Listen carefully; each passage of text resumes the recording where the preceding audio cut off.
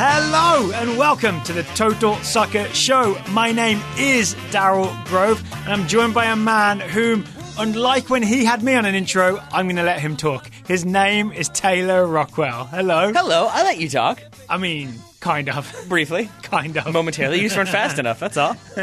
So that was your interview with Caitlin Murray earlier, previewing the World Cup final. Was it obvious that I've been in the studio alone all day? Yeah, I kind of love it when you get literally stir crazy. Love it. Not literally, you know what I'm saying. I was stirring a glass, that's fine. Sure. For purposes of this bit, why not? Or cabin fever, I guess is the other way of saying it. Yes, I did build a cabin. Studio fever. Also studio fever. Studio fever. So yeah, Caitlin Murray, the World Cup final preview. That's in our feed. Go back and listen to it. Earlier on, you spoke to Felipe Cardenas about the Copa America, Brazil versus Peru, and how Brazil's going to win, I would imagine. Yeah, mostly. About. But you guys also got into Mexico a little bit, did, right? Yes, yeah, because Felipe has been traveling with the team in the press conferences, hearing the sort of adversarial relationship that seems to be slightly forming between Tata Martino and some of the Mexican press. Not all of it. I think he's gotten nicer treatment than Juan Carlos Osorio, but still the Mexican press being the Mexican press. I've only just realised Felipe has a pre-existing relationship with Martino. It's in the interview. From him being in... Okay, I need to listen to it, right? I need to listen to it. So today's show, this show that we're about to we're recording the intro for, it's an interview with Joe Lowery of The Athletic, and Joe and I talk, we talk about Mexico, so I think it'll be a nice compliment to what you and Felipe talked about, but we really talk about it from the perspective of how does this affect the United States, what are the threats, what are the opportunities, what can we do? We also get into all kinds of weird angles and discussion points about the US men's national team. And honestly, much as I love talking to you, I sometimes worry that we form our own echo chamber and like our opinions maybe align and harden. It's really good to get an outside perspective to come in and talk US men's national team. So I assume then you told Joe your ideas and then just pre-recorded him saying, yes, that is correct? Yeah, that's how he did it? I asked him for one recording of yes, that is correct. Perfect. Yeah, it's a really good show. I feel really good about it. And yet my most important question for you is, did you go Joe or Joseph Lowery? Oh, we talk about that right at the start. I see. This is the issue. Yes. I was in the same way that I always make sure I get Felipe's last name correct, which I think you pretty much did there. Yeah. I always get nervous about that because I think he signs it Joseph whenever we're emailing, but then I know also. So I always wondered, Joe was he sending us a subtle message like, "Hey guys, stop calling me Joe. I'm a Joseph." I'm not going to spoil it now. The answer is in like the first 30 seconds of my interview with Joe. All right. He likes both. He prefers Joseph Joe? Joe Joseph Joe. Okay. That's what he likes. Triple J. Yeah, Triple palindrome J. or something like that. I know palindrome is all the fame. Anyway, moving on. Yeah, you don't know what palindrome is, do you? Again, stir crazy. Okay, so the interview Joe is coming very soon. Also, I just want to mention at the top of the show, one, the Reddit community, the Total Soccer Show Reddit community is thriving. There's lots of great discussions going on there. Visit totalsoccershow.reddit.com. Got it right. All right. To get involved, take a look. Over 1,000 people now are active at Total Soccer Show Reddit. The other newish thing that I want to promote, it's the live show is coming close. What are we? We're recording this July 5th. So I was going to do the math, but I can't remember how many days. July 13th, a week tomorrow, a week on Saturday, 4 p.m. at Audi Field. We'll be doing our live show with Taylor, Daryl, Alexis, Christian. Are you having trouble explaining this to people? Because I am. Because people keep asking me where it is, and then I respond like, it's at Audi Field? Yeah. But I don't. I keep going with like, it's at Audi Field, but we're not Queen. Like, it's the best way I can explain this. Of like, we're not. It's not gonna be a big stage, and the whole field is gonna be like thumping along to "Hello and Welcome" or anything like that. But we will rock you. I mean, obviously, yes. It's in like one of the entertainment rooms, right? And they have like. I'm struggling as well. See, I think they have like exhibition spaces and convention spaces and meeting spaces, and it'll be in there somewhere. Yeah. From my understanding, it's set up for live sort of performances and meetings and things like that. So it will be the ideal. I'm imagining it in my head. I've never actually seen it. It's actually just me at one of the concession stands, and everybody's going to be kind of positioned around it. We'll have to serve drinks while we do the show. Of course. Yeah. So it's us. It's the Cooligans.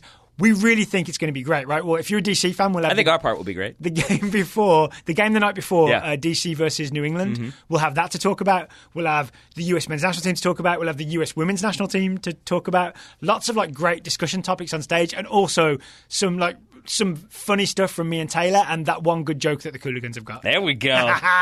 Shots fired. Shade. Shots to you, my guys. They actually have many good jokes, and they're actually very good on the fly. You're persisting with the shots too, you guys. Yeah, huh? yeah. All right. I'm sure the internet will respond. So tickets are available if you go to the URL totalsoccershow.com/live. Also, TotalSoccerShow.com/live. Yep. If you want to look at it that way. That way too. That will send you to the ticket buying page. Tickets are $20 plus a $1 inconvenience fee. Inconvenient indeed. Anything else from us, or should we turn it over to pre-recorded you and talking to pre-recorded Joe? Yeah, let's turn it over to pre-recorded me and pre-recorded Joseph Joe. There we go. I am joined via the magic of Skype by Joe Lowery. Joe, welcome back to the Total Soccer Show. I don't even know how many times you've been on now.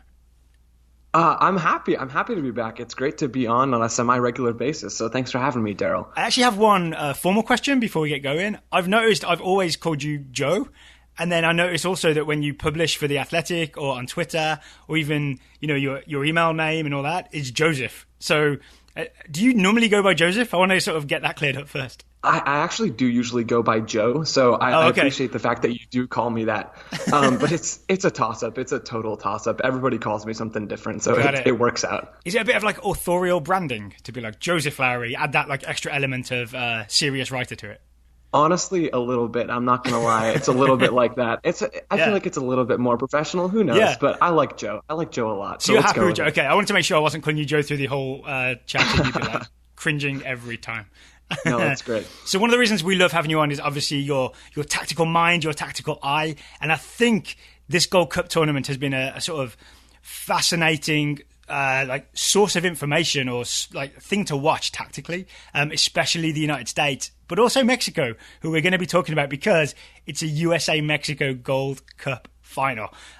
First thing I want to ask you is, have you seen progression of the Berhalter style of play throughout this tournament? And I genuinely don't mean that to be a leading question because I know that I've been very expressive about thinking I've seen it. So I almost want to double check with someone who's not Taylor.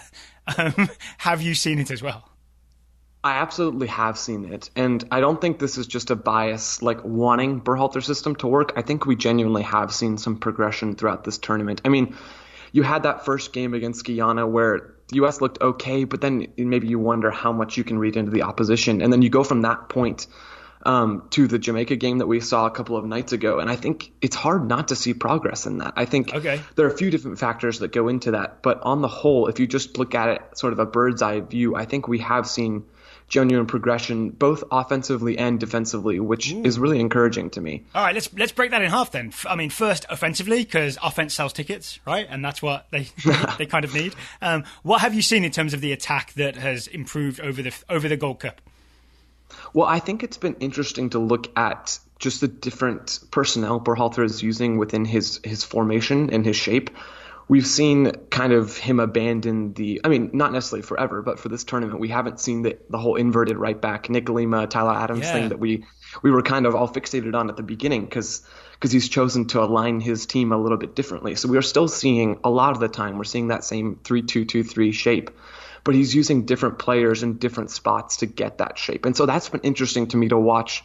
Weston McKennie we saw play right alongside Michael Bradley in that exact same space where that right back was in the early like January camp games. I think that's worth underlining for people that the midfield hole that Adams or Lima would fill is now filled by Weston McKennie when the right back goes forward, right? So there's no deviation in the shape. It's just which pieces go where. It seems like Berhalter has had a change of heart essentially.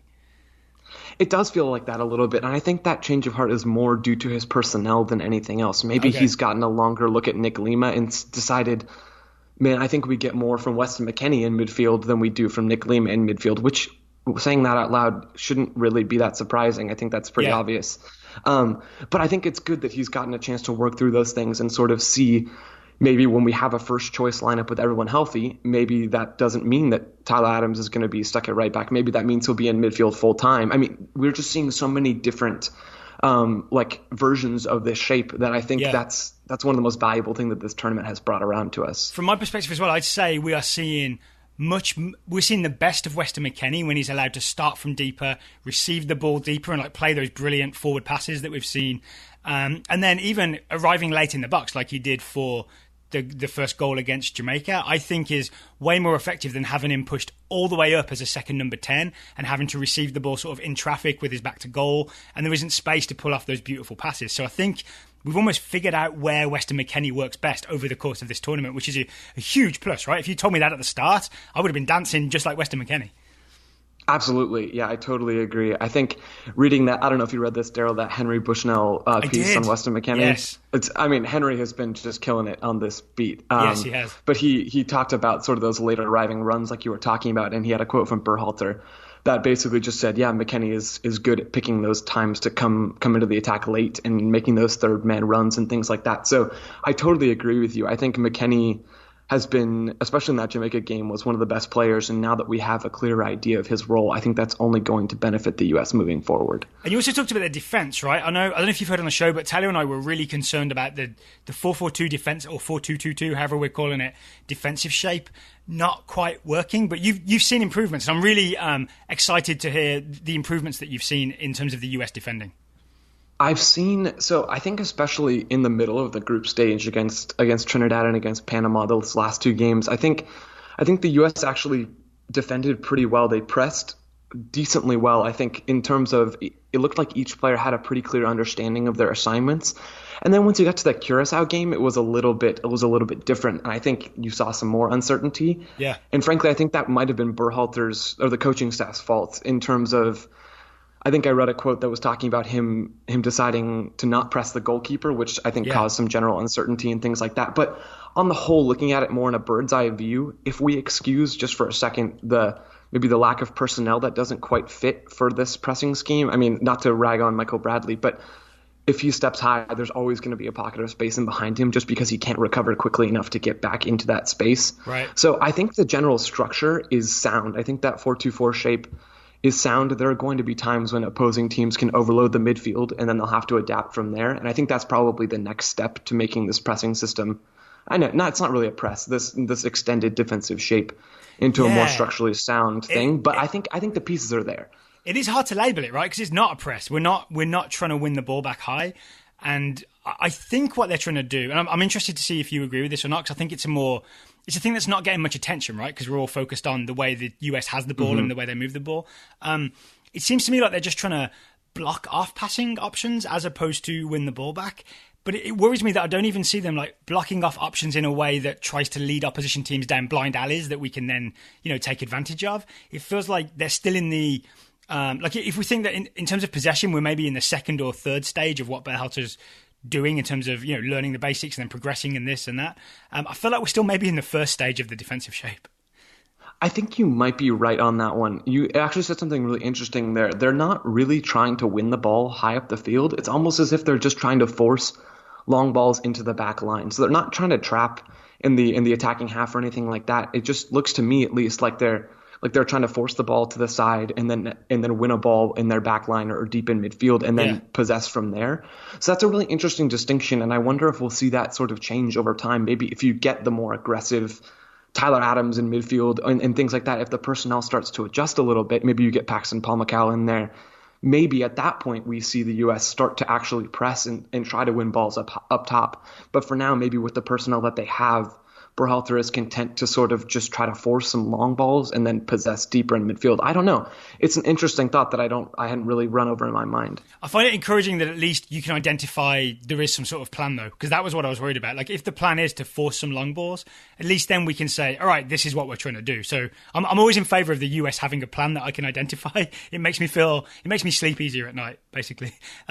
Same here. One thing I would say is then maybe the way you talked about it, like we can't really do a press with, say, Bradley, right? It seems like the team is selected in terms of what we do when we have the ball and not selected in terms of best personnel for what we do defensively, right? So it's very much an offense-first team selection process, which is the type of thing that maybe could come undone against better opposition. And that's the thing right there is when we see the United States, I mean, we'll get the first taste of it on Sunday against Mexico, but when we see the United States take on some more talented opposition, maybe that roster selection and that starting lineup choices will have to start to change a little bit. And that's kind of something that you and I have talked about before with Tyler Adams and where he fits best maybe in different types of games. That's going to be something that Berhalter has to start looking at, but we haven't seen that. Just hasn't been necessary so far. For those who don't remember, I think I'm one of the people that do remember. Your take was we should use Tyler Adams in a sort of more defensive midfield role when we're against essentially a superior or equal team, right? Like it makes sense to have Adams in midfield when we're up against tough opposition. Right. Yeah, that is exactly it. Okay, so I think. Sorry, no, go ahead. No, you go ahead. I think Adams' ball winning ability. I just keep thinking back to the Chile game when Michael Bradley kept getting kind of roasted. Not just Michael Bradley, it was the whole left side of the U.S.'s defensive structure. Kept getting kind of roasted by Arturo Vidal's positioning and things like that. And I think with Adams in there, you kind of eliminate that risk. So I think having him in midfield to be able to cover ground and control the tempo in games against superior opposition, or I mean, not necessarily superior, but in games where you're going to concede some possession is always going to be an asset. So one more note or one more question I have just about, say, the recent games and the Jamaica game before we really focus in on Mexico. Were you surprised, like I was, by the complete change on the right side? No Nick Lima, no Tyler Boyd. We started with Reggie Cannon and Jordan Morris instead. So I guess, were you surprised, and do you have any ideas about maybe why that switch happened? I was a little bit surprised. I kind of was only expecting Altidore to make that change, Altidore to be the change in the lineup. Same. But I remember you guys talking about that on your show. But I think I really enjoyed seeing Cannon in there. I think I liked what I saw from him and Jordan Morris as well in that Panama game. So on paper, I was fine with it. I was surprised, like you're saying, but I enjoyed those changes. I think Jordan Morris's off-ball movement is really good and maybe better than Tyler Boyd, who's probably better on the ball than Morris, but then there's a little bit of a trade-off there. And then Cannon, I think, is a little bit smoother on the ball than Lima is. At least that's what I've seen, somewhat small sample size with Dallas and with the U.S., but I've always enjoyed what I've seen from Cannon in the attack. Mexico, I think it could look a little bit different against Mexico. Maybe we see Lima back in there to provide a little bit more defensive stability than Cannon in that 4-4-2 block. But I like the fact that Berhalter made some tweaks. I like the fact that he messed with his lineup a little bit on top of just putting Jozy into the starting lineup. Do you think Tyler Boyd's in trouble with Berhalter? Is there something that he is doing or not doing that maybe the coach doesn't like? And that's why, I mean, one, he got subbed out for Morris in the Curaçao game, right? And I remember hearing, not long before he was subbed out, there was a lot of shouts of, Tyler, do this, do that. And I wondered if there's something he's not doing or supposed to be doing that Berhalter doesn't like. So do you get the same read, or do you think it might be just a fitness issue? Like, what do you think it is? I think it could be a lack of just Boyd might not be completely sure about his positioning at times. I think he tends, because he is more of an offensive minded player, he likes to get on the ball and see what he can do with the ball at his feet. Yeah. I think maybe that doesn't quite fit right now. Right now, it doesn't quite fit as well as Morris's kind of selfless off-ball running. If we want Pulisic and we want sort of that left side and now Jozy Altidore and Weston McKennie to be the attacking focal points, maybe Morris is a better sort of sidekick than Tyler Boyd is. I don't know. See, he doesn't want to be the sidekick. He wants to be the superhero, right? Yeah, and I don't want to condemn Tyler Boyd here, because I do think he's a good player that could factor into the U.S.'s future. But I think for where the United States women's national team is right now, having Jordan Morris in there, obviously this could all change if Boyd starts against Mexico, could be what Berhalter wants to see just right now. Okay, I think in this conversation I'm getting a better understanding, because I remember Taylor and I were actually praising Boyd for, there were a couple of moves where he popped up everywhere and was on the ball and touching the ball. But maybe that's not necessarily what Berhalter wants all the time, right? Maybe he wants someone who can take a certain position that, pulls someone out. I remember I made the argument to Taylor, I'm not sure he fully bought it, but I made the argument to Taylor that the first goal that the US scores, it's the Bradley diagonal to Reggie Cannon puts it across, Altidore either leaves it or misses it, and McKennie comes through. That the left centre-back, Sean Francis for Jamaica, had stepped out of the back four because Jordan Morris was like hovering at the top of the box and not involved in the play, but just his positioning, I would argue, pulled a Jamaican centre-back out of position and opened the gap, which is where Cannon played through that channel to square the ball. So maybe it's something like subtle like that Boyd might have been like, I'm just going to go and get in the box, or I'm going to go and demand the ball off Reggie Cannon or something. So yeah, maybe it's this sidekick superhero thing. I think it really could be. It'll be interesting to see who starts in that sort of right wing, right attacking midfield spot against Mexico. So let's talk Mexico. I think both of us have.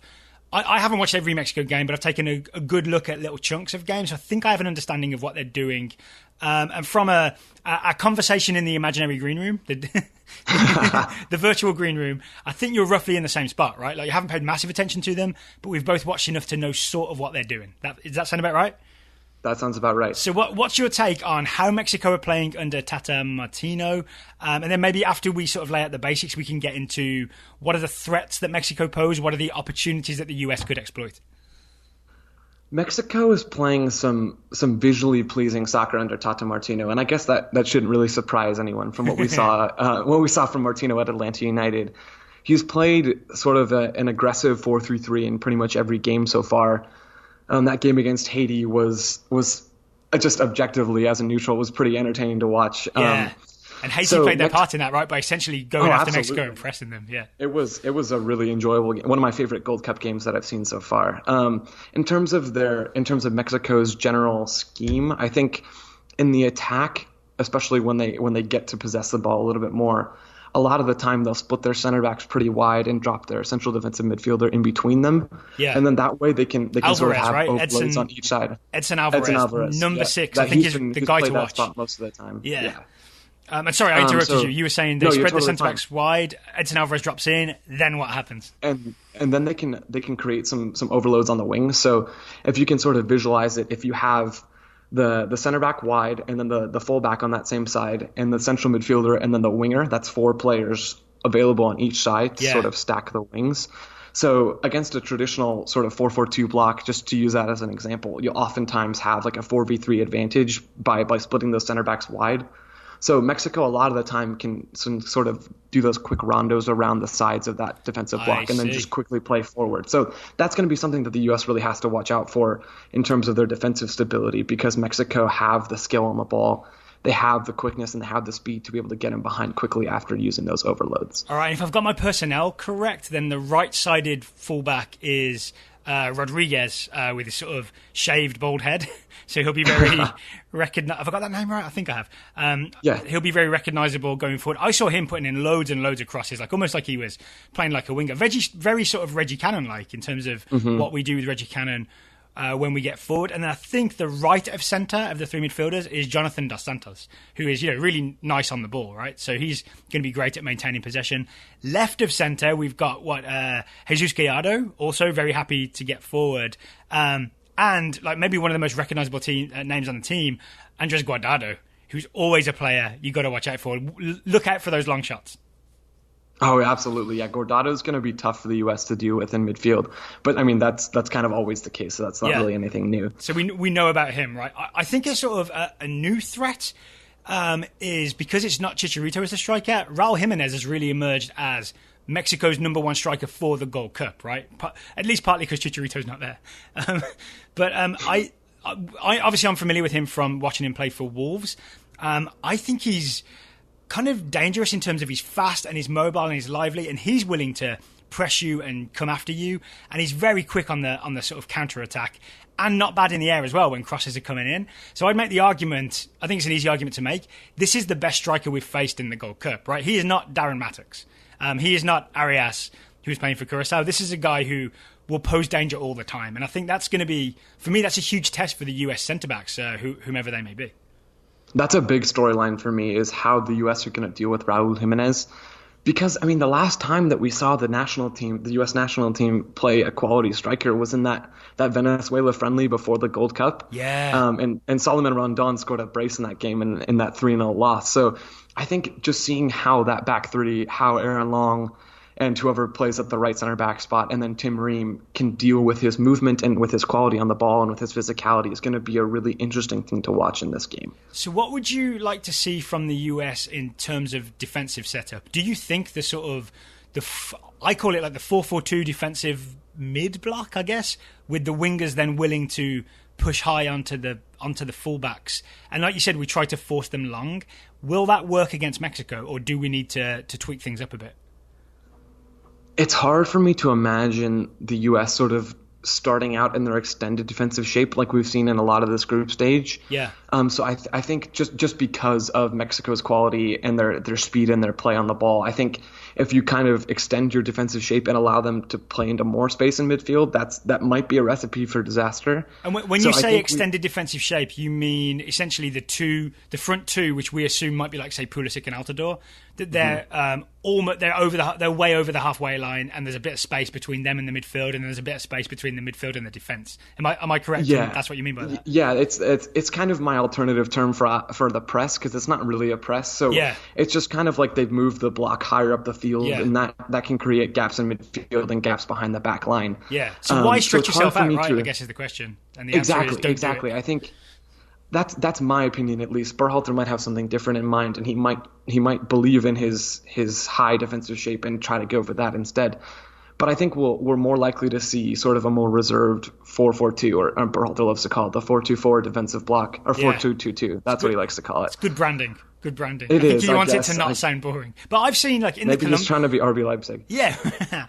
I've seen in the Columbus days that it really was sometimes just a tight, compact 4-4-2 that sat reasonably deep, right? Like the front two would be behind the halfway line. So I wouldn't be surprised if, even if we try to go for the extended defensive shape, that Mexico managed to at least get the ball wide to a fullback and then build through midfield from there.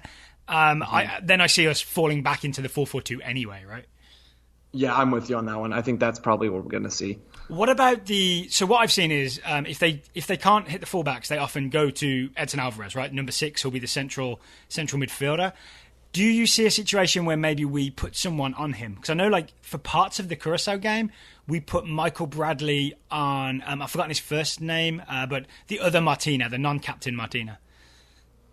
It's possible. I think we could see one of the two central midfielders. I think it'll probably either be McKennie or Bradley, like you were saying, step to him a little bit. But I do have some concerns about Edson Alvarez dropping deep, and that automatically creating a gap in midfield when one of the two central midfielders for the U.S. steps to him. Yeah. So if they can figure out a way to do that while still blocking off probably Guardado and Dos Santos in central midfield, then I think that could be a really viable defensive strategy. But if they're just kind of stepping and then there's a massive gap in midfield, that's going to be a problem. So that's a really interesting thing to watch. Yeah, and I think Berhalter identified that as a problem after the first half against Curacao, right? And then he told Bradley, stop doing that, go sit next to Weston McKennie, so we've got a solid 2. Which again, against a 3-man midfield, you don't want one of them pulled out, right? Because Guardado or Dos Santos is probably free unless you're going to pull someone in from somewhere else.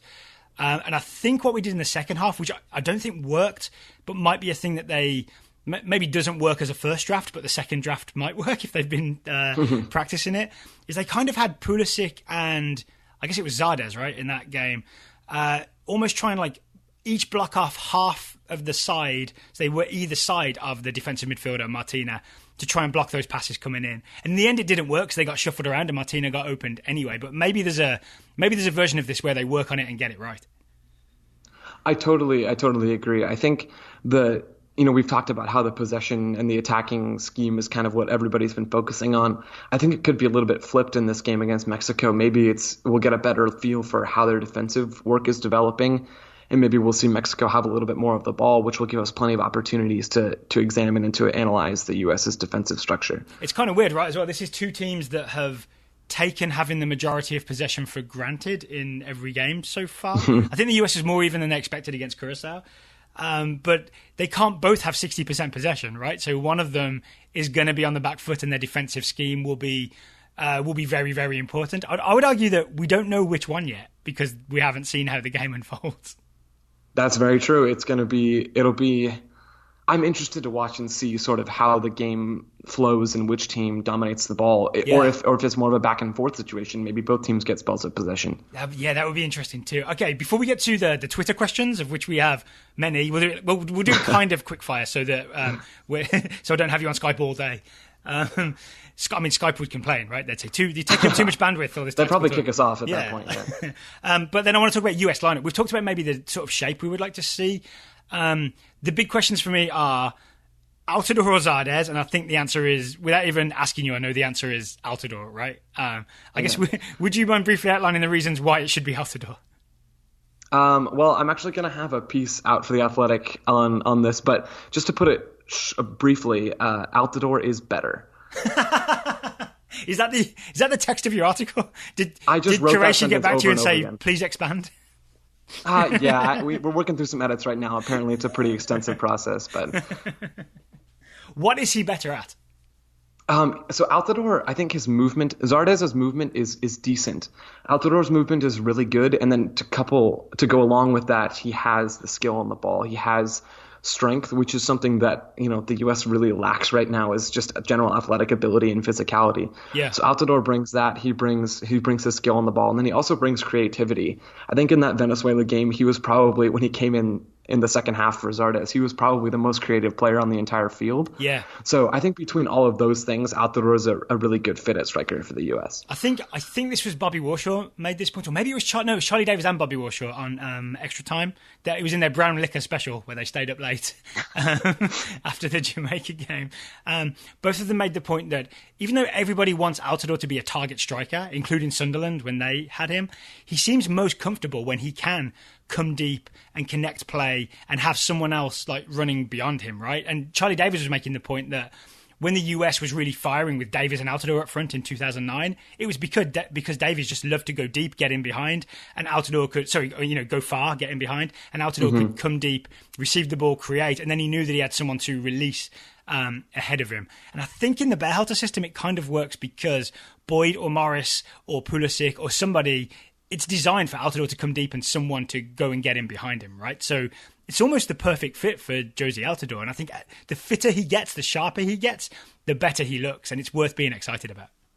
I'm completely with you. I think Jozy Altidore is a great fit in the system, and it's going to be fun to see how he sort of develops in that role over time. Would you agree? Like, I don't think this is deliberate. I think this is accidental, but it's almost the greatest PR move of all time to hold Jozy Altidore out for so long, let Zardes have some heavy touches and some missed shots, and almost like Altidore's gone from being booed after October 2017 and everyone's saying he should retire, his time with the national team is done, when he wasn't even 30 years old and he's definitely our best striker, to now we're all clamouring for Jozy Altidore. It's like they hired the best PR firm of all time and advised Berhalter how to make Altidore popular with maybe some more fickle US fans again.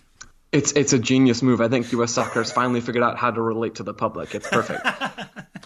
Unfortunately, I feel like they're so Machiavellian, that would be the way they would try to do it. Oh, no. I don't actually think that's what's happened, though. It's just about Jozy's hamstrings, right? Which we have. At this point, I credit Berhalter with protecting Jozy's hamstrings like the precious, precious gold that they are. And even that early sub in that Jamaica game, getting him off in like the 55th minute or 60th minute or whatever it was, I think that was a good move as well. So hopefully we can see a fully fit Jozy Altidore against Mexico who's ready to go the whole game. And then here's the other big lineup questions. Lima or Cannon, Boyd or Morris, Miazga or Zimmerman? Because those are the changes that we've seen recently, right? So as much as I do enjoy watching Reggie Cannon, I think Nick Lima back there could be the right way to go just defensively. Yeah, I agree. He stands people up in a much better way than Reggie Cannon often goes to ground, right? Yeah, Lima is just more physically stout. I think if you just look at his build, he's a little bit stronger. And Cannon could eventually grow into that. But just for this one game, I think Lima is definitely the better option. Yep. It's Rodolfo Pizarro probably on the left, right? And he is, right. From what I saw, I don't know much about him, but he seems busy. He seems lively. He seems all over the place. Like, he'll be kind of tough to track, I think. Yeah, and that means that right back is going to have to be busy as well. So I really do believe that Lima could. I don't know how well he'll be able to do the job, but I think he's probably the best option. Okay. Then the other one is Boyd or Morris. This is the big question, right? I think I've sort of grown to appreciate Jordan Morris more over the last couple of games of this tournament. So I would probably stick with what worked alongside Jozy Altidore against Jamaica and stick with Morris at that sort of. It ends up being a right attacking midfield spot. How about this in for possession? How about this for a wrinkle? If Berhalter is feeling a bit more cautious and he looks at the way, say, Gallardo, the left back, gets so far forward, and then on the other side Rodriguez gets so far forward, it's probably going to be a defensive role for those wingers. In that they're going to have to track back a lot, right? Because, like, say if it's Lima or Cannon, if they're occupied with Rodolfo Pizarro, I'm pretty sure I've got his name right, it's Pizarro, right? If they're occupied with him and his movement, it leaves space for the fullback to get forward. The only person who can track that fullback is wide midfielders in the 4-4-2, right? So Paul Arriola, I would have full faith in doing that on one side. I've seen him track back plenty, and he's not a bad defender. He's played fullback for DC, right? Right. On the other side, what if, this only just come to me, what if Berhalter thinks, hey, I played Christian Roldan there to see out the game against Jamaica. He maybe does a better defensive job than Boyd or Morris. I really don't trust Morris in terms of his spatial awareness of players running behind him. What if it's Christian Roldan in a defensive move to start the game? That is genius, Daryl. I think that is entirely possible. You're right. We did see Roldan in that right midfield role that transitions a little bit more inside in the attack. And I think if you're going to have to play someone who has that defensive awareness, Roldan could be that guy. Obviously, he has limitations in possession, but then again, so does Jordan Morris. So yeah. It would definitely not surprise me if that's what we saw. Wow, that's good stuff, Daryl. All right, I've put that out in the world. We'll see if Berhalter picks it up, and everyone will be mad at me if that happens as well, because that would not be an exciting looking lineup, right? It wouldn't, but you got to do what you got to do. Okay, how about this is the tough one for me: Miazga or Zimmerman? I feel like I can barely choose between them because their games seem fairly similar, right? They seem similar to me as well. I think maybe you go with Miazga just for his a little bit more experience at the international level with the U.S. But I mean, both players can break lines with their passing. Neither one is lightning fast, but they're both decently fast enough over long stretches. Yeah, it almost feels like flipping a coin a little bit. So maybe you do go with experience. You think that's what Berhalter does, like Harvey Dent? I hope not. Or Anton Chigurh. It's perfect. It's perfect. Just flip a coin. Walker Zimmerman's head is on one side, Matt Miazga's is on the other. It's perfect. All right, so we'll find out when the lineup comes out. I just realized earlier that I said we'll talk about threats from Mexico and then potential opportunities for the US. And then I went all in on the threats from Mexico. What do you see as opportunities that the US can exploit in terms of things that Mexico do? So I think we kind of talked a little bit about how Mexico pushed their fullbacks high up the field. Yeah. And then on that, in that situation, I think we could really see Christian Pulisic drift wide and get the ball almost in a transition-like moment, and sort of just run into that open space and maybe even run into that center back on his side. So if we see Paul Arriola drift inside and we see Pulisic make that run to the wing, we could sort of look for the U.S. to capitalize in that open space, kind of close to when they get the ball back from Mexico's possession. So that's one thing I think that I'll be looking for. I think I heard your athletic colleague, Felipe Cardenas, on talking to Taylor on the Top Sock Show about Mexico, I think after the Haiti game, saying that often, or more often than most teams would, Mexico will leave just the two centre-backs back. Right, like if Alvarez Edson Alvarez goes forward into the midfield, gets involved in the attack, and the fullbacks go high, then you end up with just two defenders, and they're good defenders, right? It's probably like Hector Moreno, Diego Reyes. There's someone else who's been playing as well, Araujo maybe. Like these are very Carlos Salcedo, yeah, and they've got Montes on the bench as well, right? So they've got all kinds of high quality defenders, but any high quality defender left sort of with just the two of them at the back, that's a lot of space to cover, right? So that is the potential opportunity as well, I think. I'm totally with you. I think watching how the United States transitions is going to be key in this game, looking at how they go from defense to attack quickly and what runners they send into which spaces to try to overwhelm those center backs will be key. All right, so everybody please keep an eye on that. I'm suddenly getting more and more excited for this game, the deeper into detail we get about it. I went to Twitter, Joe, and I asked for questions, and people want to ask you a lot of questions. There are a lot of questions came in. So I can't ask you all of them because we really would be here all day. I've selected a few.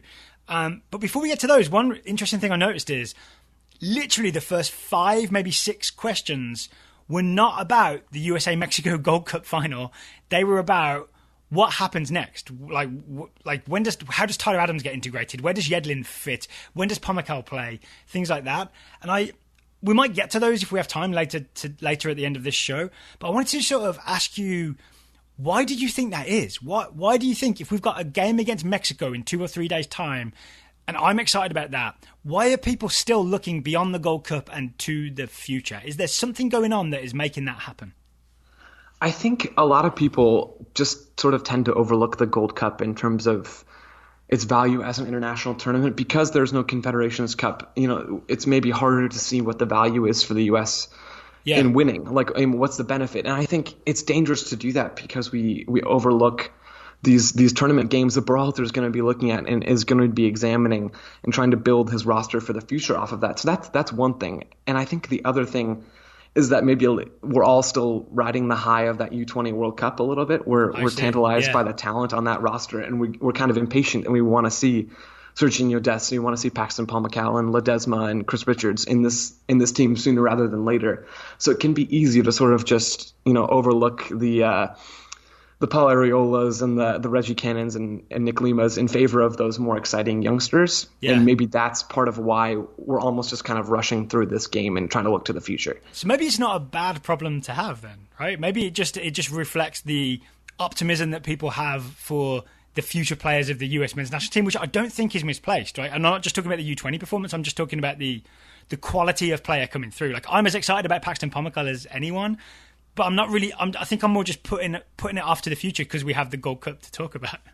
And that's the thing. I think if we can just hold off on those, not that it's necessarily bad to talk about them, but if we can just sort of focus on what's really coming up in a couple of days now, and then we can get back to all those fun hypotheticals for the future. Yeah.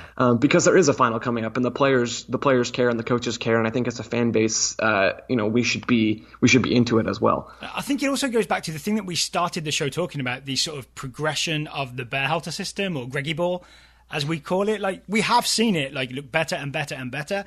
I would love for Pomykal and Adams and Yedlin and Weyer and all those guys to be integrated into this team that's fully functional, right? Like, once the whole thing is up and running, you're adding like exciting new parts to a machine that's already working and maybe improves it. And I think you can get excited about like the promise of having 11 exciting looking names on the field, but it's more exciting to have a team system that works, and then you can add those players to that. So to me, that's the prize of the Gold Cup, is that we end it with a team system that works.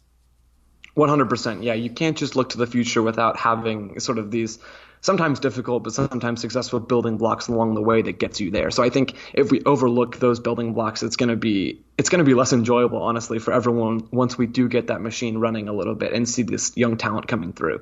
All right, then let's switch gears and ask these Twitter questions then, right? I know I sent them to you just to give you fair warning, but I should also warn you, I'm going to ask them kind of out of order. So that's totally fine. We're going to start with Del Schaefer. Del Schaefer asks, will this USA-Mexico game still be hotly contested / feisty / fun to watch? Despite the different cast of characters, Mexico have kind of a half-B team, right? And not seeming to be as important a cup, maybe because of the Confederations Cup thing that you mentioned. So do we still expect this to be the USA-Mexico feisty, fun rivalry? I think when we saw that game under Dave Sarakin, that friendly with the U.S. versus Mexico, and just how much energy there was on both sides of the field. I mean, in that game, I think we had the Miazga and Diego Lainez thing. Yes. And then we also had the Tyler Adams goal. Yeah. I think if we can get energy in that game in a friendly under an interim head coach, there absolutely will be energy and rivalry in this game in a meaningful tournament, I think, with two new coaches at the start of a new regime. So I'm expecting to see a lot of energy, maybe some, I don't know, I don't want to wish fights on the game, but there's going to be energy back and forth, that's for sure. And it's the beginning of a new era in the rivalry, right? Because we both have new coaches with like oddly similar styles in some ways. And it's I just realized this, it's the first Gold Cup since 2011 where the US has played Mexico. Every other Gold Cup since, and remember, it happens every 2 years, one of the teams has messed up. And we've played Panama in the final, and we've lost to Jamaica in the semi-final. And so it's been 8 years since we've played USA-Mexico in the Gold Cup final. The only one I can think of in between was that weird CONCACAF Cup thing that we did. So to me, it's fun to see it back on. And I think that will add some feistiness to it as well. I'm with you. I'm totally with you. All right. Okay.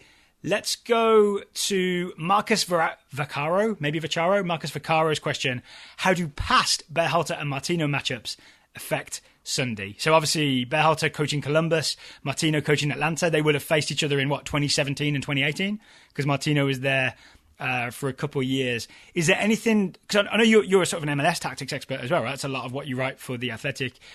Is there anything from those past matchups between Berhalter and Martino that you've seen that we can take into Sunday's game?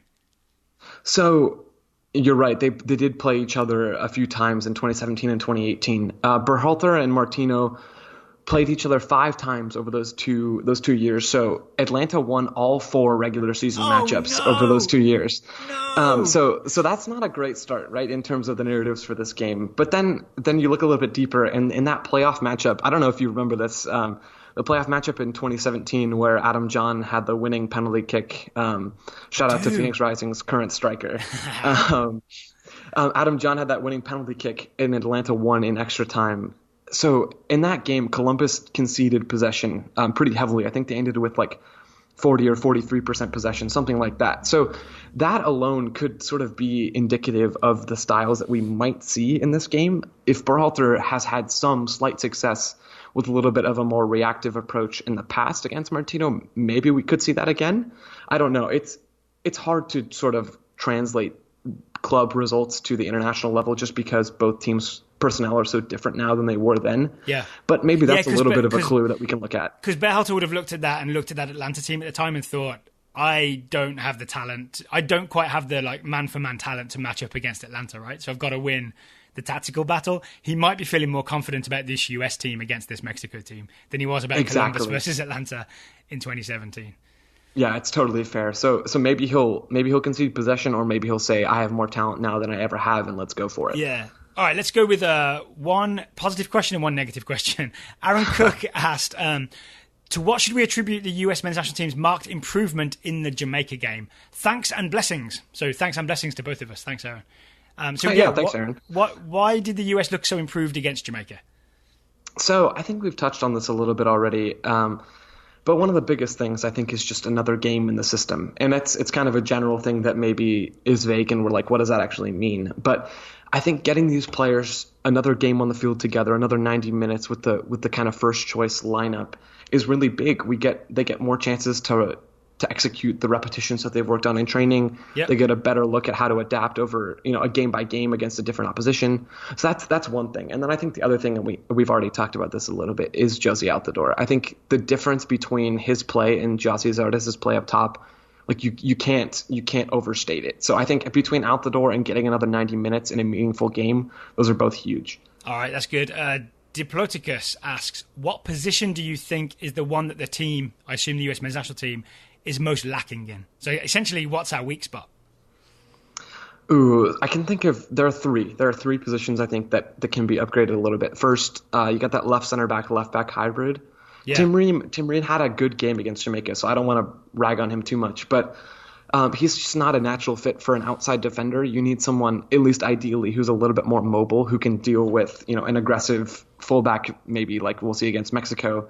Ideally, you have Paul Arriola back there to try to negate some of those issues. But I think between Ream's, one-dimensionality a little bit, and then just the lack of depth behind him, that's a big thing. Ooh, before you give the other two, sorry, we should go to Jordan's question. Why hasn't any team really exploited Tim Ream's lack of pace? Oh, Jordan, I so don't know the answer to that. It's kind of mind-boggling to me a little bit because especially when I saw, Jamaica start Leon Bailey on the opposite side from Tim Ream. Yeah. I mean, eventually he switched over to Ream's side and did cause some danger, but I just don't understand. I don't understand why you wouldn't run at a really non-mobile center back who's kind of stuck out wide. I don't understand it, Jordan. I really don't. Is it maybe which is good, I guess, for the US. Does the shape give him protection, or maybe is Tim Ream's positioning better than we give him credit for? Like maybe he's covering for his lack of pace with some smart positioning, or maybe it's Aaron Long. Like next to him is Aaron Long, who really is quick. So maybe Tim Ream's lack of pace, if it gets exploited, there's a second wave of defense in Aaron Long's pace. Aaron Long is key. He had some really big challenges, like last-minute challenges against Jamaica. And then I think you're right. The shape is designed to sort of give Ream cover. He has a number of bodies close by him. But if I'm an opposing coach kind of game planning for how to beat the U.S., I'm still going to try my luck, basically. So I think Berhalter's done a good job of sort of covering Ream's deficiencies, but I'm still going to roll the dice and try to run at Ream a little bit with my best attacker, I think. Oh, so Mexico, I don't know who will start, but I know Antuna has been starting quite a lot on the right, and from what I remember, he is rapid. Yeah, Antuna could cause some serious difficulties for Ream if he starts on that right wing.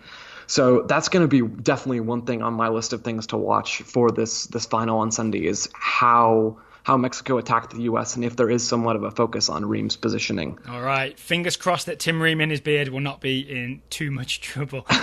So we are pivoted away, but Diploticus' question about the positions that the U.S. is lacking in. So you've pinpointed Ream. You said you had two more. Yeah, so my other spots outside of that left center back, kind of left back spot, are central midfield. Not to pick on Michael Bradley. It's actually more to pick on the lack of depth that there is at that spot. I mean, when you're kind of first choice reserve central midfielders are Will Trapp and Christian Roldan. Nothing against those guys. I think they're good professionals. but I'm not sure they're good enough for the international level with the United States. So just to look at the lack of depth, it'll look a little bit better once Tyler Adams gets back from injury, but that's kind of a weak point, at least in my opinion right now. And then the very last spot is less of a position and more of a role in Berhalter's system. It's that sort of far outside right-sided attacker. So we've seen in the past, we've seen Nick Lima play there and we've seen Reggie Cannon play there. But of all the guys we've seen out there, I think Tyler Boyd probably has the most creativity. Yeah. But I think there's just a real lack of meaningfully creative and ingenuitive sort of attackers over there. So I think if we could see a little bit more stability and creativity from that right wing spot, I think that would benefit the U.S. as well. Do you think it's about just getting the balance of Boyd understanding the spacing, and then once he does, Berhalter trusts him more, understanding the defending, and once he does, Berhalter trusts him more, and then once he's sort of embedded and understands the system, then he can start expressing himself with some, dribbles and his acceleration and his shots from distance?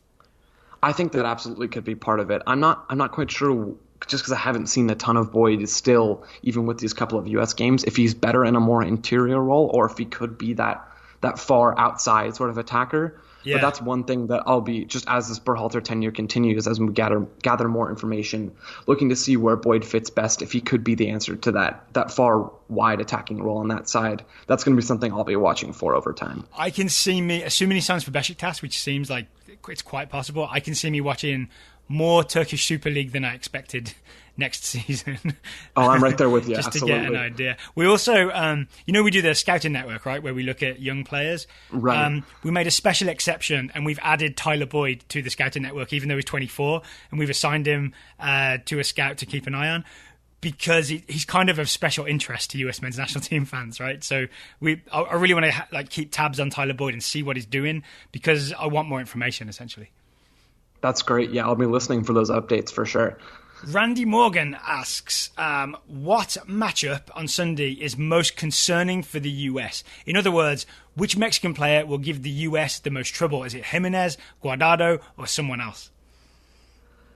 I kind of think we've touched on the big points that I wanted to sort of get at this question. I think Jimenez's movement up top is going to be really difficult for the US to deal with. Guardado in midfield is got the quality and is just going to cause the United States midfield, or could cause the United States midfield, a lot of trouble. And then also, we talked about Edson Alvarez a little bit. I think watching how the United States tries to counter his movement, whether he's dropping deep between the center backs or even making some late arriving runs into the attack, those are all three going to be players that could cause the U.S. some serious problems. 0.03 stacks, which I think is a reference to some sort of IKEA chair. Do you think the US men's national team's defensive 4-4-2 will stymie El-Tri's attack while in a low block, or will the US have to press and get the ball to win the game? I know we've kind of touched on this already, but I like this idea of, do we go low or do we press? I like 0.03 stacks' use of the word stymie, because I'm not necessarily convinced that the U.S. will be able to stymie Mexico's attack in whatever system they're in, but I like the optimism.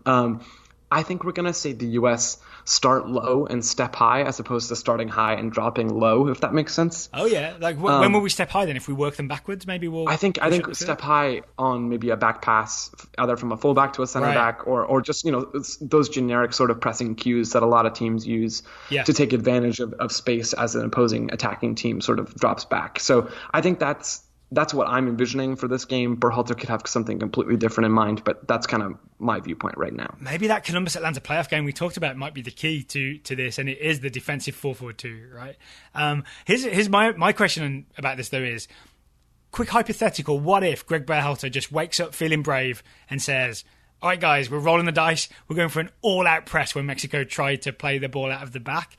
If the US did that with current personnel, do we get destroyed? They pass through us? Or do we win the ball high and then Christian Pulisic's in on goal?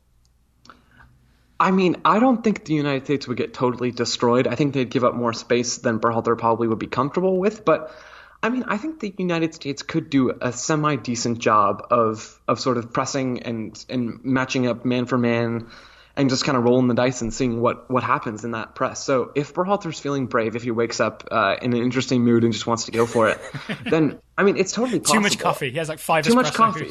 That's always the answer. If he has too much caffeine, I think we could see the U.S. just really put the pedal to the metal and just go for it. What's probably more likely is that they do a mix of both systems, just depending on where the game is and what the scoreline is at different times. But it's fun some moderation, to sort of imagine. Right? More like one espresso Exactly. and some sparkling water.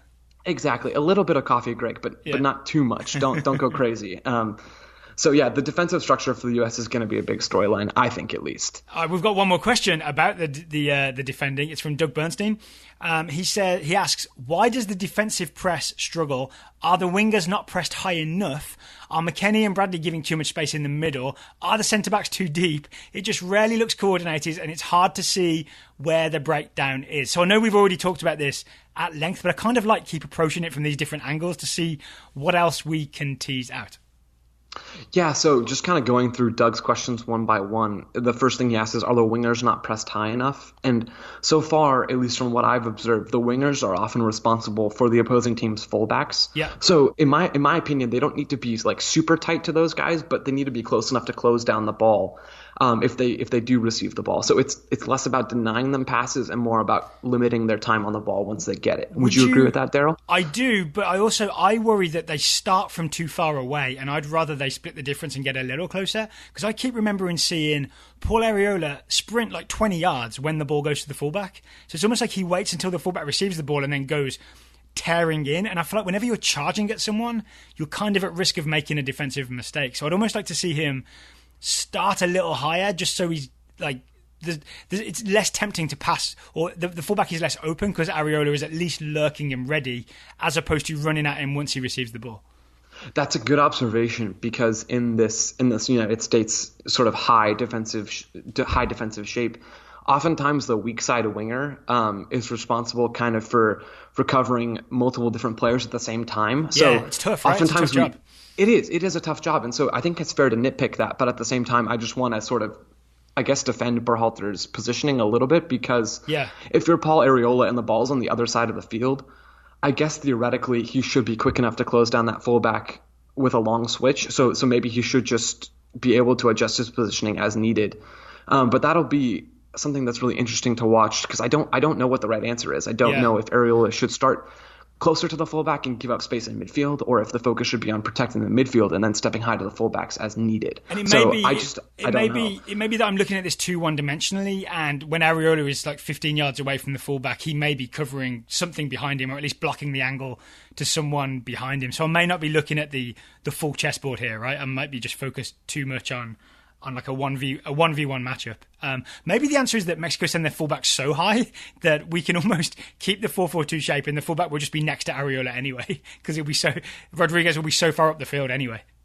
It would be really considerate of Mexico to do that. I think that would be really nice of them. If they could just make it a little bit easier for the United States, that would be perfect. So the second part of the question was, are McKennie and Bradley giving too much space in the middle? I think a lot of times the answer has been yes, a little bit, just because of kind of who McKennie and Bradley are. McKennie sometimes gives up too much space in midfield because he's looking to press and he's actually looking to go for it, which could have its benefits in the long run. And that's just the kind of player he is. I think that's his personality. And then Bradley, I think, gives up space in midfield sometimes just because of his physical limitations. He doesn't have the speed to track back. So that's a danger when the U.S.'s midfield, when the double pivot, one of them pushes forward, the other one can be isolated. So that is a tricky spot for the U.S., and I'm not sure how Berhalter is going to approach fixing that. Maybe giving the front two a little bit more responsibility for marking off that central defensive midfielder would be a good start. What do you think of the idea of, instead of the 4-4-2 defensive shape, and I know that Berhalter does that because he likes having Pulisic high up the field for ready when we counter. He's already in position to go, right? But what if it just became more like, because Mexico have three central midfielders, what if we did a 4-5-1 in defence and Pulisic could drop like almost alongside McKennie and Bradley for the defensive phase? Like, I know he's not naturally defensive, but just to have the extra body in there so that we have a shape that maybe matches Mexico's three central midfielders anyway. That's kind of an interesting idea, because then you would sort of go man for man in that midfield. Maybe you put Pulisic in the actual middle of that, and he's just tasked with marking Edson Alvarez wherever he goes. I think that could be a good idea, because Alvarez, or whoever that central defensive midfielder is kind of the fulcrum of the midfield, and marking him out of the game could be a really valuable thing for the United States. That's an interesting idea for sure, Daryl. But it also then, to criticize my own argument, I feel like you could argue that it neutralizes Pulisic a bit, because you're giving him this defensive responsibility, right? So again, I think it goes back to the question of how cautious or how aggressive do we want to be against Mexico? Do we adapt to them, or do we just say we're going to have the ball and we're going to make it work and we're not even going to worry too much about defensive coordination? Exactly. It's a question about whether Berhalter wants to, I mean, not abandon is too hard, but adjust on his own or sort of try to force Mexico to adjust, like you were saying. And I guess we'll find out all the answers to that on Sunday when we see what this defensive structure actually looks like. It also, for me, raises a question about Berhalter of, is he someone who just, no matter who the opposition is, he says, this is our system, we're going to practice it until it's perfect? Or is he someone who looks at the opposition and says, okay, they do that, so we should do this, and like makes little tweaks to, like in a Jose Mourinho style, like counter the opposition's strengths? I don't think I've seen enough of Berhalter against high-quality opposition to know whether he's that more the sort of latter type of coach or the former stick to the system no matter what kind of coach. Do you have a feel for which end of the spectrum he's on? From what I've seen of Berhalter over the last few years, I think he's more likely to keep the basic structure of his tactics and keep his general possession shape and defensive shape, but then make little tweaks as needed. Got it. And sometimes I think in the past those tweaks have maybe come a little bit too late. But I think Berhalter is probably more likely to keep what we've seen, keep the established shapes that he's used, and then make little adjustments in there, whether that's, moving a midfielder, moving one of that double pivot higher as needed to mark the central defensive midfielder, or, adjusting his winger's positioning, kind of like we talked about. Yeah. I think we're more likely to see that than sort of an overhaul just for one game. Right, so it's tiny tweaks as opposed to switching to a 4-5-1. It'd be more like, Areola be like 5 yards farther forward or backwards. That's my guess. It just kind of seems like that fits in his personality. Right. Yeah, that rings true to me. Okay, how are you doing for time, Joe? Because we've been through all I'm good. You good? Okay, we've been through the Twitter questions about the Gold Cup. We do have some of those questions about the future, which I was reticent to bring up because I really want to focus on the Gold Cup. But sometimes you got to give the people what they want, right? That's right. So Greg Leff asked, what's the next tactical evolution of GreggyBall? Like we've seen, say, the thing of McKennie being less of a 10 and more of an 8. We've seen the thing of, instead of the right back going to midfield, the right back overlaps. Like what else do you see changing maybe in the future? This isn't as fun of an answer as I'd like it to be, but I think it almost depends on the personnel. So this is kind of a non-answer, actually. But okay. Over time, I think as the personnel change, and we talked about the U20s coming up eventually in the future and how people are excited to see that, Berhalter has his eye on those guys as well, right? Berhalter is looking at this next generation and their skill sets and how he can tweak, like I just said, like how he can tweak his system to fit those guys as they come into the senior national team. So maybe we just look at a guy like Serginho Dest a little bit. I think the right back role could change if we see Serginho Dest with the national team. Maybe we see Berhalter go back to that more interior right back role where Serginho Dest can come inside and combine with midfield and make some runs late into the attack like we've seen from McKennie a little bit. Yeah. Maybe with Paxton Pomykal, we see a little bit of that midfield role tweaked, and maybe we even see Pulisic's role just a little bit. So I don't have any specific ideas for how Berhalter could change it just, from game to game or even a year from now with the same roster. But I do believe that it's going to tweak. I think this is really interesting because when Berhalter took over, there was a strong argument that, okay, it's system first and then players to fit the system. And I think that's been mostly true. But I also think you're right that as he's got familiar with certain players, he seems to be adapting the shape and the tactics to bring the best out of certain players, right? Like the Pulisic Areola, like switching back and forth thing, I think brings the best out of Pulisic because he can be in the middle and he can be out wide, and it makes it harder for opposition to track him. Weston McKennie going from the 10 to more like the 8, I think was a good tweak to get the best out of Weston McKennie. So I really like this idea that there's the system first, and as long as you broadly fit the system, right? If you're a guy who gives the ball away a lot but you're real fast, you're not going to be in the Greg Berhalter. You probably shouldn't be an international footballer, right. But you don't fit the Berhalter style of play, right? And maybe that's some of the problem he's been having with Tyler Boyd, for example.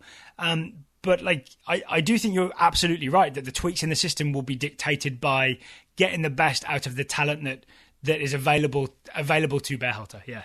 Which is a great thing, I think, because as we've seen Berhalter sort of grow almost more confident and more comfortable coaching in this system, I think that's put less pressure on him to sort of, make these magic adjustments from game to game and sort of like, oh, this is what the shape should look like. This is what we're going with now. Now that he has a baseline of a tactical baseline that he can go back to and and really just rely on from game to game, he can make those little tweaks. He can look at, where is my player pool strongest? What positions do I have the most talent at? And how can I work those players into my scheme to really maximize the entire team? So I think if that's the one takeaway from this Gold Cup and even from the U20 World Cup, I think that's a good place to be. If we can sort of see Berhalter over the next 2 or 3 years implement these young guys into his tactical baseline, I think that's a great thing. So I have a question.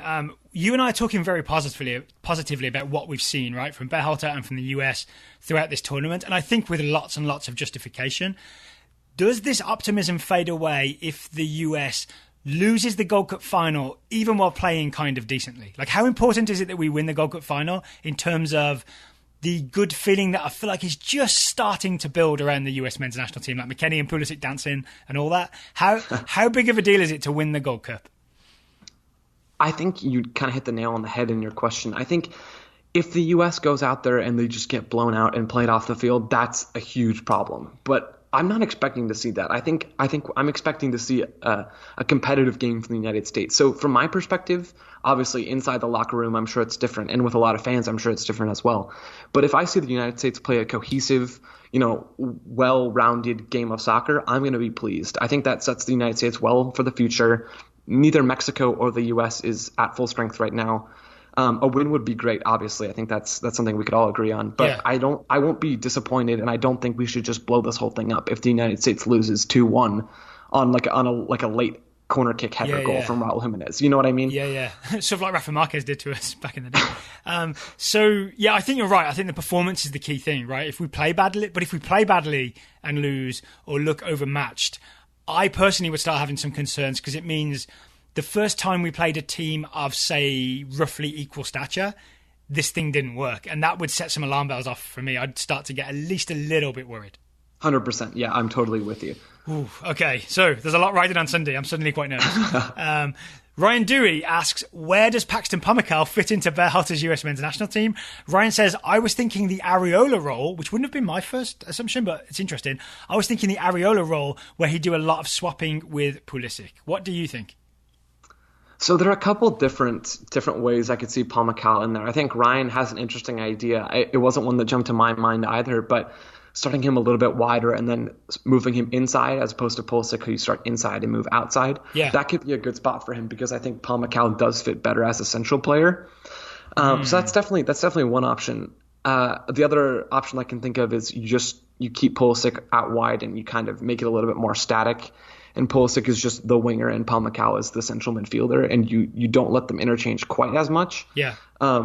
There's definite downsides to that, because you did mention earlier that you liked how Pulisic was kind of starting in that left-sided number 10 role, and could sort of make those outside runs. And I totally agree with you. I think that's been something that's really enjoyable to watch from Pulisic so far in this tournament. So the last thing I can think of, and don't worry guys, I don't actually have an answer to this question, so I'm just kind of spewing out hypotheticals here, but if Pomykal started as part of that double pivot, I think he has the defensive ability. He can win the ball in midfield, and he has just such a high work rate that I could see him in midfield as part of a two-man midfield, which he hasn't done a whole lot before, but I can see it. So maybe we see him a little bit deeper, and we see him pulling some of the attracting strings from deep. So he would essentially, in the current system, he would be the McKennie replacement / backup, right?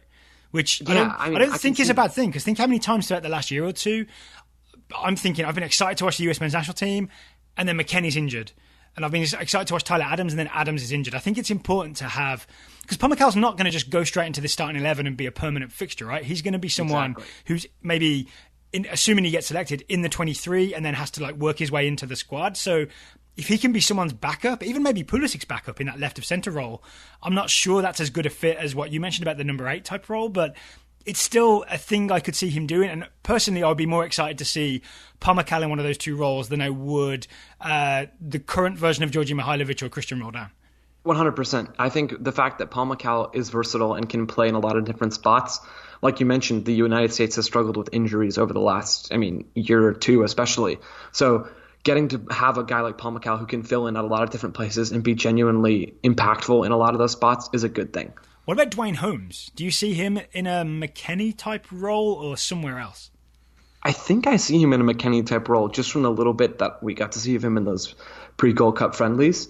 He's another guy I think who is versatile and has the ability to play maybe in a more wide role as well. Yeah. So I think he has done that for Derby, I'm certain. Exactly. Yeah, I think he has played in some wider attacking roles there as well, and even maybe a little bit of fullback.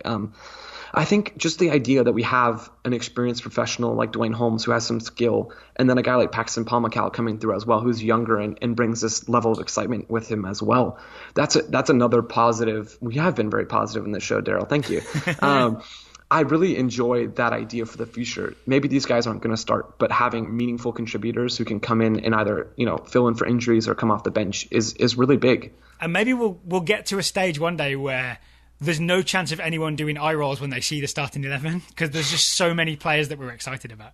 I mean, that's the France thing right there. If you just getting one step closer to France is all I care about. There we go. Oh, to being the French national team. Yeah, I mean, It's just like they have so much depth. It's absurd. Yeah. Or even the US women's national team, right? That's a good... I mean, obviously, to be the best team in the world would be real good, but just the fact that there seem to be the whole like who should start in central midfield of like Lavelle, Mewis, Haran, and Ertz. There's this whole thing of like we can all argue about it, but it's an absolutely glorious problem to have where you have too many good players, right? It's almost like it doesn't matter. Christian Press can't start when everyone's fit. That's crazy. So maybe we'll get there. Look, we don't have to be the best team in the world to do that, but it'd be great to have a US men's national team that's so bursting with talent that everybody's excited about that someone who we're excited about is always going to be left out, but it means the team is full of players that we love. Absolutely. That's the day to look forward to. Oh, I love the future. Much more than the present. All right, final question from Dimitri Dube.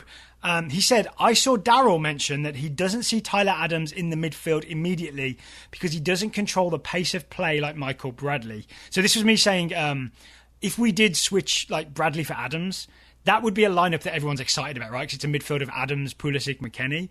But we would lose the Michael Bradley controlling the tempo of the game thing that he does. And I think maybe Adams does that one day, but I don't think he does it right now. So Dimitri's question was, can't Weston McKennie control the pace? So I'm guessing that's McKennie in the Bradley number 6 role. And Tyler Adams cause havoc, I guess, in the McKennie spot. So what do you think of that idea of almost like the evolution of when Michael Bradley does eventually essentially age out of the US men's national team or is overtaken quality-wise by some of these players coming through? What sort of combination do you see between McKennie and Adams if someone has to play that Bradley trap, number 6, big diagonal balls, control the pace kind of role? This whole idea of the McKennie-Adams double pivot kind of takes me back to before Berhalter was hired, and we were all trying to figure out how we could fit those two guys in the same midfield together. Yeah. And I kind of thought it could work then, and I still a little bit think it could work now. Obviously, the big caveat is whether or not McKennie can control the midfield against a quality opposition. And frankly, I'm not sure until we see that we'll actually have an answer. Maybe if he gets some chances to do it for David Wagner at Schalke, we could have a better idea this season. But until we see McKennie fully get the chance to do that, we won't know for certain. But I mean, there are a lot of things about it that I think could be really effective.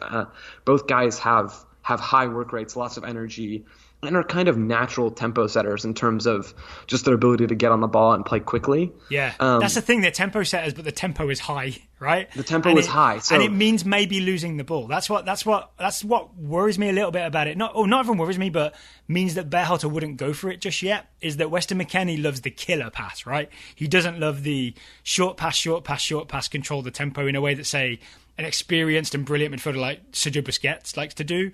McKennie is more about the killer pass. I think Tyler Adams is the same. So we would lose the ball a lot more than Berhalter would like, I think. And that's the problem is because both of those guys, their playing personalities are sort of look for the home run, both in the tackle and with that pass. That's the thing. So I think it's kind of dependent on whether or not you can get, it doesn't have to be McKennie, it could be Adams as well, a little bit settled in possession and willing to be a little bit more reserved and allow the other one to make that late run into the attack. If you can get them even to do that role at different times, it could be Adams in one moment and McKennie in the next. Ooh. If you can get that chemistry down so that it's almost like this constantly moving and rotating double pivot, but one of them is always back and calm and in control, it could work great. And maybe it never will because we can never get their personalities to sort of mesh in that way. But I kind of selfishly would like to see it even just once. It could be against, a smaller CONCACAF team just to see if it's even remotely possible. Yeah, so maybe the future, because I think it's actually just about their age, right? They've just got that sort of youthful energy and enthusiasm. I mean, I remember being 20, I was in a rush to do everything, you know what I'm saying? And I think it is just like the more experience they get, I think your game, if you're a really good player like these two really are, and I see these guys improve, right? I see both of these guys work on things and look better year on year. I do see it as a thing that they do in like 2, 3, 4 years, which may coincide nicely with Bradley aging out. So I think you're right. It could be a thing that we can try in games where we're really confident we'll have most of the ball and it will work out anyway. In the long run, maybe it's a thing that works like in a World Cup against really high quality opposition when these guys are older and more experienced and maybe understand a bit more the value of slowing things down. I think the timeline could be kind of perfect, like you're mentioning. As Bradley gets phased out a little bit, we'll get to explore with different midfield setups and see how Berhalter likes to deal with higher quality opposition. All right, Joe, I've taken up a lot of your time and grilled you with endless questions. Is there anything that you wanted to talk about? Let's be completist. Is there anything you wanted to talk about that we didn't get to in terms of the men's national team or the Gold Cup final or Mexico or any of that stuff? I mean, not really. Maybe one thing is just to give Aaron Long a shout out. We did mention him briefly in terms of his ability to cover for Tim Ream, but it's been really fun for me to watch him and see how he sort of developed into the central center back role and really taken a lot of the defensive responsibility. So shout out to Aaron Long. I don't know if he's listening to this, but he's been phenomenal this tournament. So he's also a great story, right? Because he's not one of these guys that was development academy, hotly tipped US youth national team. He's a guy that kind of got released, and then I think he was picked up by Red Bulls 2 and played a lot of time in the USL. And because he's not as young as people think, right? He's like mid-20s at least, and he's got that sort of late career blooming that I think I would credit the USL with giving him a place to play, essentially. 100%. I guess that's a roundabout shout out for USL. Yeah, which I will always plug. Yeah. So that's great. I think Aaron Long is a great story. You're totally right. Speaking of plugs, all right, we have mentioned your work for The Athletic. I would encourage people to subscribe to The Athletic, whether you use the TSS discount code or not, to read the work of people like Jozy Lowery. But also you do the Phoenix Rising Tactics website, right? Would you mind just briefly explaining that to people just in case they don't know about it? Yeah, so I live in Phoenix, Arizona, so I've been covering Phoenix Rising this season.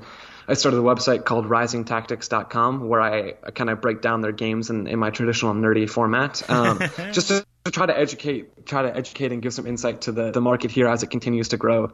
And if you're looking for a USL team to follow, you're bored on a Saturday night maybe. Phoenix Rising is playing some of the best soccer in North America right now. So is that right? What are they doing? I'm excited. What does it look like? So their coach Rick Shantz is kind of playing a very attacking, almost LAFC like 4-3-3. And they have Junior Flemings and Kevon Lambert from the Jamaican national team. Yeah. John played, Baccaro. Right? Flemings played against the US. Yeah, he did. John Baccaro in central midfield, on loan from Toronto FC. There's just a lot of talent. Is John Baccaro the son of the famous Baccaro? He is. He did really well in college, right? Yeah, he's fantastic on the ball. He'll be back in MLS next season. I'd be shocked if he wasn't. So yeah, Phoenix is playing some great soccer. They have some really nice talent. The atmosphere at the stadium is really great. So it's fun to watch a team and a market grow here in Phoenix. So yeah, definitely plug for @Rising Tactics on Twitter and then risingtactics.com. And now I'm kind of fascinated. Who is the coach again, and what's his backstory?